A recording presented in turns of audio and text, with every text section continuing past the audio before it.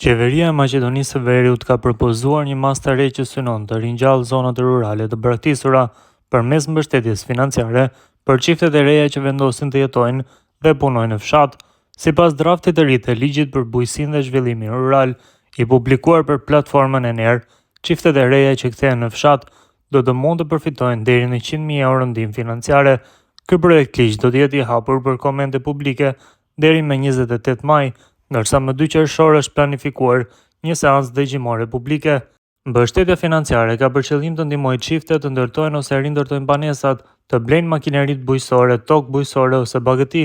Për të përfituar nga kjo skemë, aplikantët duhet të jenë nën moshën 40 vjeç, të angazhohen në aktivitete bujqësore dhe të banojnë në zonën rurale për një periudhë prej të paktën 10 vjetësh. Në rast se këto kushte nuk plotësohen, mbështetja financiare duhet të kthehet mbrapsht e plot. Sipas nenit 138 të ligjit të propozuar, ndihma financiare mbulon 80% të kostove të pranueshme dhe të realizuara, me një maksimum prej 6 milion denarësh për çift. Mbështetja ofrohet përmes një plani biznesi të miratuar nga Agjencia për Mbështetje Financiare në Bujqësi dhe Zhvillim Rural dhe zgjat për një periudhë prej 3 vitesh. E njëjta shumë mbështetje do të jetë në dispozicion edhe për të rinjt nën 40 vjeç që do të hapin një biznes të ri në sektorin e bujqësisë ose pylltarisë.